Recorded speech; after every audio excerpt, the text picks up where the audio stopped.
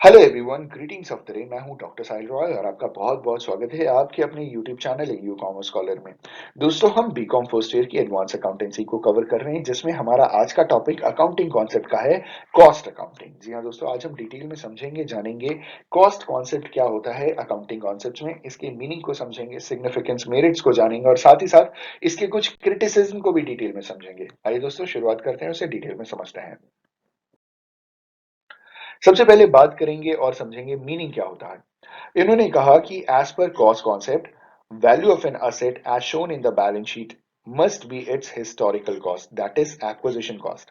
इन्होंने कहा कि कॉस्ट कॉन्सेप्ट के हिसाब से किसी भी असेट की वैल्यू जो हम बैलेंस शीट में शो करते हैं, वो उसका हिस्टोरिकल कॉस्ट होना चाहिए, यानी उसका एक्विजिशन कॉस्ट।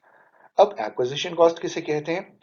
सपोज कीजिए कि आज से 10 साल पहले मैंने 10 लाख रुपए की एक मशीन खरीदी, तो ये जो मशीन थी वो मेरी असेट कहलाएगी।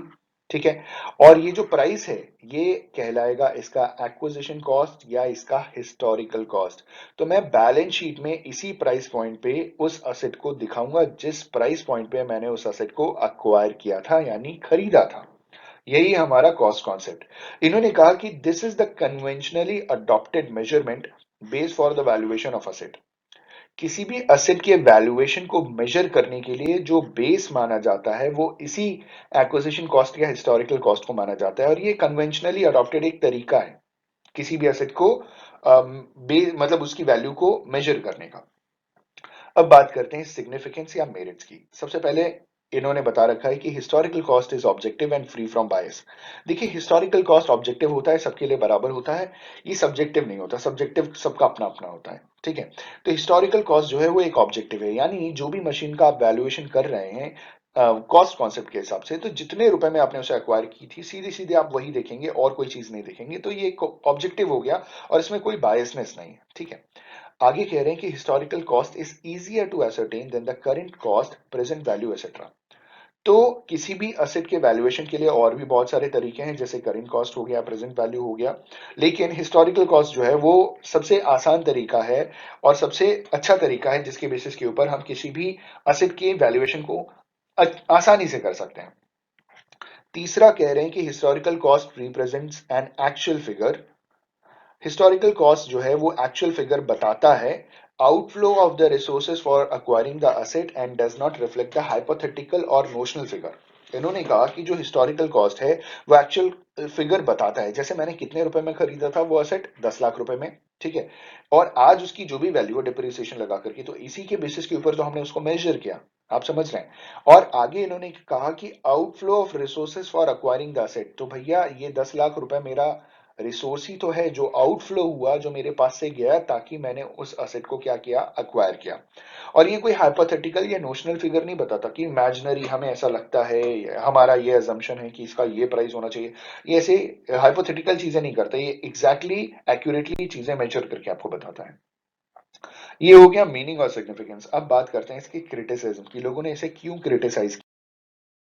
दोस्तों, लोगों ने इसमें कुछ कमियां निकाली, वो इस हिसाब से है कि सबसे पहले इन्होंने कहा कि historical cost does not reflect the true value of the asset, particularly in an inflationary situation. अगर इन्फ्लेशनरी टाइम पे आपने किसी असेट को अक्वायर किया था, तो जाहिर सी बात है आपने उसके नॉर्मल प्राइस से ज्यादा प्राइस दे करके उसे मजबूरी में ही खरीदा था, तो वो उसकी एग्जैक्ट वैल्यू नहीं बता सकता।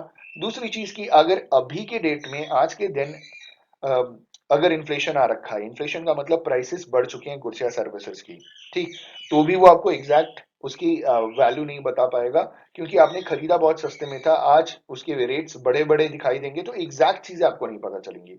तो यही चीज इन्होंने कहा कि जो हिस्टोरिकल कॉस्ट है वो ट्रू वैल्यू असेट का नहीं दिखाता, पर्टिकुलरली इन्फ्लेशनरी सिचुएशन में।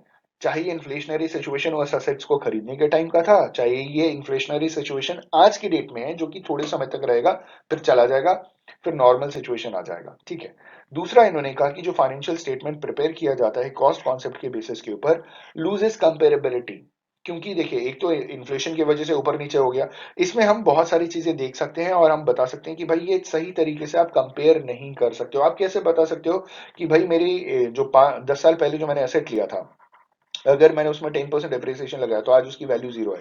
भाई उसकी वैल्यू कहाँ से जीरो हो गई? वो आज भी कुछ ना कुछ गुड्स एंड सर्विसेज प्रोड्यूस करके तो दे ही रहा है हमको। ठीक है, अगर हम स्क्रैप वैल्यू जोड़ें, कई बार स्क्रैप वैल्यू हमने अज्यूम किया, हो सकता है उससे ज्यादा ही हमको मिल जाए, हमने अच्छे से मेंटेन करके रखा हो अपने एसेट्स को।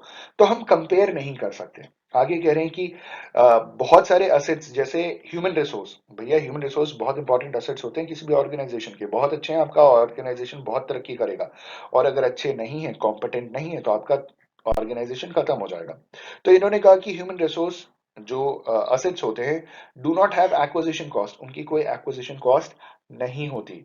Cost concept fail to recognise such assets. ठीक है, तो कॉस्ट कॉन्सेप्ट इन इंपॉर्टेंट असेट्स को रिकॉग्नाइज नहीं कर पाता, वो वहां फेल हो जाता है। और लास्ट में कह रहे due to the above criticism, ऊपर के क्रिटिसिज्म के बेसिस के ऊपर बहुत सारे अलग मेजरमेंट के तरीके भी अपनाए जाते हैं, जैसे current cost, net realisable value और प्रेजेंट वैल्यू। ये सजेस्ट किया जाता है कि अगर आपको लगता है कि ये सही नहीं है तो आप इनमें से कोई भी अडॉप्ट कर सकते हैं। दोस्तों, आई होप एंड बिलीव कि कॉस्ट कॉन्सेप्ट भी आपको क्लियर हो गया होगा। On this note, thank you so much for watching this video. Have a good day and all the best for your examinations.